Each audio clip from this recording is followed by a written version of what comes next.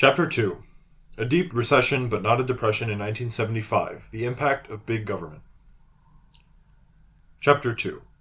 In the first quarter of 1975, and again in mid-year 1982, it seemed as if the American and the world economy was rushing toward a depression that might approach the severity of the Great Depression of the 1930s. Not only was income declining rapidly and the unemployment rate exploding, but virtually each day saw another bank, financial organization, municipality, business corporation, or country admit to financial difficulties. For example, in October 1974, the multi-billion-dollar Franklin National Bank of New York failed. At the time, it was the largest American bank ever to fail. And in early 1975, the billion-dollar Security National Bank of New York was merged to prevent overt failure. During 1974 to 75, more banks failed and more assets were affected than in any period since World War II. Moreover, the real estate investment trust industry, with some $20 billion in assets, experienced a severe run that led to many bankruptcies and workouts. In 1982, a virtual epidemic of savings banks failed, and in mid-year, a spectacular bank failure, that of Penn Square in Oklahoma City, led to large losses at some of the citadels of American banking: Chase Manhattan, Continental Illinois, and Seafirst. Then, in mid-1982, the Mexican peso collapsed, and default on multi-billion-dollar debts by a spat of Latin American countries seemed imminent. In addition, 1975 was marked by New York City's financial crisis, the failure of W.T. Grant and Company, the need for Consolidated Edison to sell assets to New York State in order to meet payment commitments, and the walking bankruptcy of Pan Am. In 1982, fiscal insolvencies by municipalities were averted, but everyday names like International Harvester and Braniff were covert or overt bankrupts.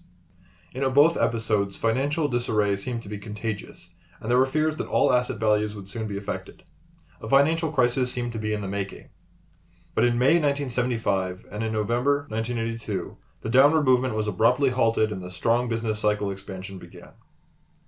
The episodes of instability so evident in 1974 to 75 and 1982 were not isolated events. Since 1966, the American economy has intermittently exhibited pervasive instability. Serious threats of financial disarray loomed in 1966, 1970, and 1979, but these financial crises were not of the scope and magnitude of 1974-75 and 1982. Even though the financial difficulties in 74-75 and 81-82 were more serious than in the other episodes, and even though money market participants and the regulating authorities began to behave as if a full-fledged financial crisis reminiscent of what happened in 1929-33 was imminent, no full-fledged crisis took place. The difficulties in 1966 were followed by a pause in the growth of income and a slight rise in unemployment. The combination was called a growth recession. The next four episodes of financial trauma, in 1970, 74-75, 79, and 81-82, led to recessions. Those of 74-75 and 81-82 were serious.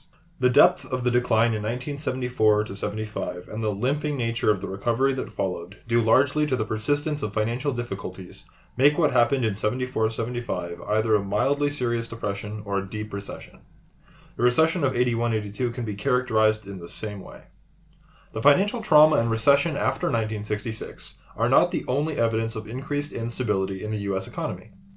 The years since 1966 have been characterized by the worst inflation the country has experienced in times of peace. Furthermore, in the expansions that followed each financial crisis, the rate of inflation reached higher levels than after the prior expansion. Although unemployment rates have mostly been at high levels and capacity utilization rates at low levels since 1975, the annual rise in the basic inflation rate, the Consumer Price Index or CPI, never fell substantially below 6% until after the severe recession of 1981 to 82.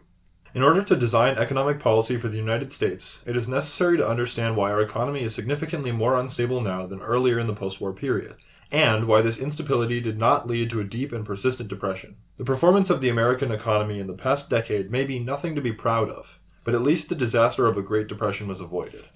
What, then, prevented a deep depression in 1975 and 1982? The answer centers on two aspects of the economy. The first is that big government stabilizes not only employment and income, but also business cash flows, profits, and as a result, asset value. The second aspect is that the Federal Reserve System, in cooperation with other government agencies and private financial institutions, acts as a lender of last resort. It will be argued that the combined behavior of the government and of the central bank in the face of financial disarray and declining income not only prevents deep depressions, but also sets the stage for a serious and accelerating inflation to follow. The institutions and usages that currently rule have not prevented disequilibrating forces from operating. What has happened is that the shape of the business cycle has been changed. Inflation has replaced the deep and wide troughs of depressions. Chronology of the 1973-75 recession. The recession of 1973-75 covered 6 quarters, from October 1973 to May 1975, making it the longest recession since World War II. However, these 6 quarters fall into 2 phases, a mild dip that ran 4 quarters, from October 1973 to October 74, and a precipitous drop that lasted 2 quarters, from October 74 to April 75. Although the first phase can be attributed to the oil shock repercussions of the Arab-Israeli War in 1973, the second phase resulted from the workings of the economy. During the third quarter of 1974 and the first quarter of 75, the sky seemed ready to fall. In September 1974, the index of industrial production stood at 125.6, with 1967 pegged at 100. 6 months later, this index was down sharply to 110, a drop at a 24.8% annual rate. Similarly, price-deflated gross national product in 1972 dollars stood at $1,210.2 billion in the third quarter of 1974 and $1,158.6 billion in the first quarter of 75, an annual rate of decline of 8.5%. Between September 74 and March 75, civilian employment fell at a 6.7% annual rate. If the rate of decline over the 6-month period, the last quarter of 1974 to the first quarter of 1975, had continued for another 6 months, then a very deep depression would have been underway. But instead of continuing to decline, the economy's fall was checked sharply in the second quarter of 75, and a slight upturn began. Payroll employment increased in April 75 over March 75. The index of industrial production, which was falling at a 23% annual rate in the first quarter, turned around and was increasing at a 10.6% rate in the 3 months ending September 1975. Price-deflated GNP shifted from a 9.2% annual rate of decline in the first quarter of 75 to a 3.3% annual rate of increase in the second quarter of 75, and a larger 11.9% rise in the third quarter. 2 sharp reversals in the path of the economy thus took place within approximately 6 months. First, a modest recession was transformed into a precipitous drop, and then, some 6 months later, there was a sharp breaking of the decline and an almost immediate turnaround to a rapid expansion. These sudden reversals are indicative of instability. They are evidence that the economy was more unstable in 74-75 than it was earlier in the post-war era. Instability increases uncertainty. It is more difficult to make decisions in an economy that changes sharply than in an economy that changes gradually. Increased uncertainty, in and of itself, is a damper on economic activity, especially long-lived investment. But a more important point, particularly under capitalism, is that the instability tends to be amplified. Decision makers begin to seek early warning signals and become too sensitive to short-term indicators of change in the economy. One result is that investors begin to prefer the large immediate financial gains that can be made by being right on the swings over the more lasting and secure, though smaller gains that can be made by investments that facilitate longer-run economic growth and development. In terminology that echoes Keynes, in an unstable economy, speculation dominates enterprise. What happened during 74-75? Over the last quarter of 1974 and the first quarter of 75, it looked as if the U.S. economy was heading toward a generalized financial crisis, and, if history was any guide, a deep depression would follow. Income decreased rapidly, and the unemployment rate, which had been 5.0% in March 1974, jumped to 8.6% in March 75. In the spring of 75, financial difficulties, at times resulting in the bankruptcy of banks, specialized financial organizations, electric utilities, airlines, and mercantile companies, either occurred or were anticipated. The multi-billion-dollar Franklin National Bank failed in October 74, and the failing billion-dollar Security National Bank was merged into the Chemical Bank of New York in January 75.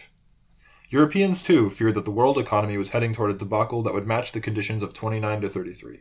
Financial crises comparable to those in the United States took place in Germany and Britain. But the precipitous drop of income and explosive rise of unemployment did not continue, and no cumulative interactive financial deterioration occurred. The unemployment rate peaked at 8.9% in May 75, and the index of industrial production, which had fallen to 109.9% in 75, stood at 118.5% at the end of 1975. A recovery began during the second quarter of 1975, and, as 1976 progressed, it became clear that the worst had not happened. Financial markets and the economy proved resilient, and no cumulative debt deflation or deep depression took place. the financial shocks of 74-75 were absorbed, and their repercussions were damped out. Pundits, politicians, and officials have proclaimed that the economy escaped the near crisis of 1974-75 as a result of the normal functioning of market processes. In truth, the breaking of the downswing and subsequent recovery were largely the result of strong fiscal measures and prompt lender of last resort interventions. The fiscal measures were partly automatic because of massive entitlement programs and a tax system in which receipts fell sharply when employment fell, and were partly discretionary in the form of tax rebates, tax reductions, and extensions of unemployment insurance. The situation in 1974-75 is not an isolated episode of an incipient financial crisis and an associated recession. It was the third such episode in less than a decade, the others occurring in 66 and 70. These three near financial crises were triggered when Federal Reserve operations, undertaken in an effort to curb inflation, led to a run-up of interest rates.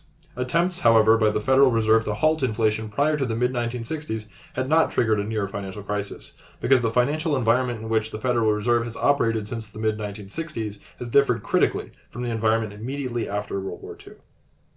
Since 74-75, there have been two additional episodes of financial trauma, in 79-80 and 82-83. Both followed an exercise by the Federal Reserve to curb inflation. Clearly, in the financial environment that has ruled since 1966, traditional monetary restraint efforts by the Federal Reserve lead to threatened financial breakdowns as well as unemployment and loss of output. Over the post-war era, the financial structure became increasingly susceptible to financial crises. But what determines whether a financial structure is susceptible to financial crisis? The financial interactions that were part of the process led to the downward thrust of the economy in 74-75, as well as to the recovery of 75-76, are not integrated into the standard analysis of how our economy works and of how policy affects the outcome. Analysis that builds on either the conventional Keynesian or the popular monetarist models cannot explain financial and economic instability. In order to understand the events of 74-75 and other recent business cycles, we need to know not only what has happened to income and employment, but also how the threat of a debt deflation was both triggered and aborted. The evidence from 1975 indicates that, although the simple Keynesian model in which a large government deficit stabilizes and then helps the economy to expand is valid in a rough and ready way, the relevant economic relations are more complicated than the simple model allows. In particular, because what happens in our economy is so largely determined by financial considerations, economic theory can be relevant only if finance is integrated into the structure of the theory. The income and financial stabilizers provided by big government take time to become effective. Meanwhile, financial pressures in the form of payment commitments on outstanding short-term debts and declining asset values threaten to turn financial tautness into a financial debacle. In order to prevent a full-fledged crisis, refinancing is needed. Such refinancing, or lender of last resort intervention, was carried out by the Federal Reserve System, the Federal Deposit Insurance Corporation, and private financial institutions, mainly the giant commercial banks at the behest of the Federal Reserve, in the post-1965 recessions. Effective lender of last resort actions are necessary if an incipient financial crisis is not to become a full-blown panic, even though big government exists. A major depression did not occur in 1975 because of two types of government intervention. One, big government's fiscal policy. The massive federal deficits in the recessions directly affected income, sustained private financial commitments, and improved the composition of portfolios. And two, lender of last resort. Refinancings were aptly executed by the Federal Reserve System and cooperating private and public bodies. Impacts of big government. Although the U.S. government owns very little of the means of production and provides few services directly, it is big. Unlike governments in many countries, it does not own and operate railroads, electric utilities, and telephone systems, nor does it run or pay for comprehensive medical services. Aside from the Tennessee Valley Authority, some nuclear installations, and the remnants of a postal system, it is difficult to think of any means of production owned by the federal government. In spite of a long and glorious history, the naval yards and army arsenals have been abandoned.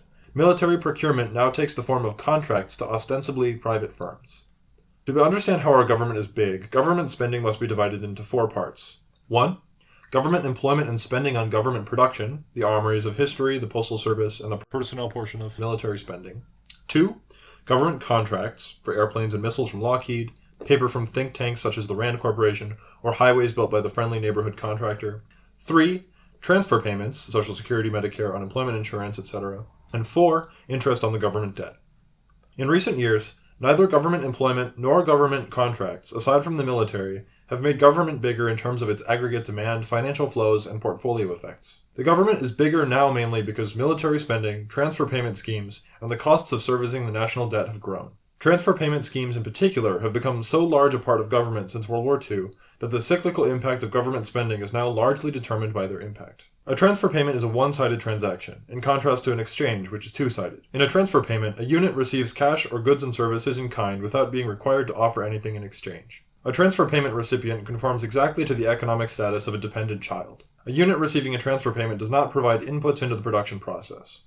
Because the recipient produces no outputs, transfer payment receipts are not part of the GNP, although they are a part of a consumer's disposable income. If one receives income as the result of a contribution, however meager, to the production of something, quote, useful, then roughly speaking, he is putting something into the output pot, even as the income constitutes a right to take something out.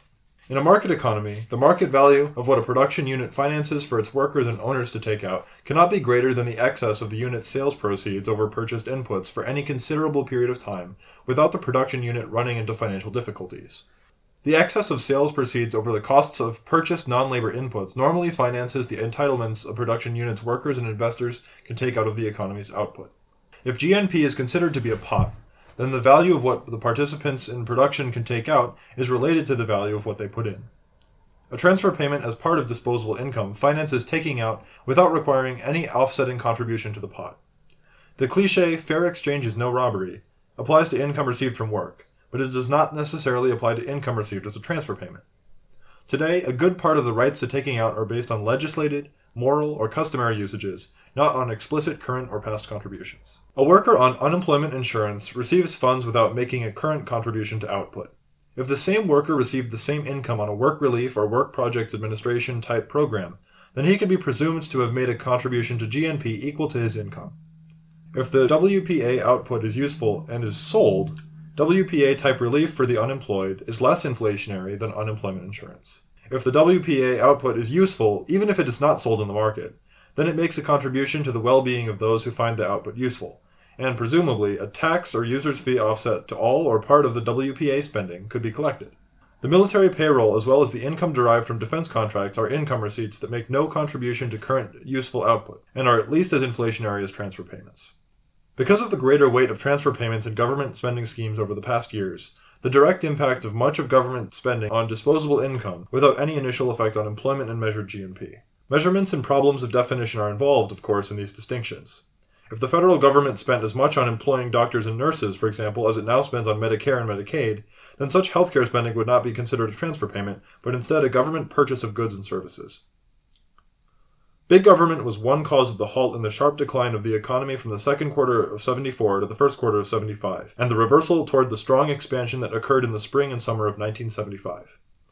With big government, a fall in national income automatically leads to a massive government deficit. To understand how big government stopped the economy's free fall, it is necessary to delve into the different impacts of government deficits on our economy, the income and employment effect, which operates through government demand for goods, services, and labor, the budget effect, which operates through generating sectoral surpluses and deficits, and the portfolio effect, which exists because the financial instruments put out to finance a deficit must appear in some portfolio.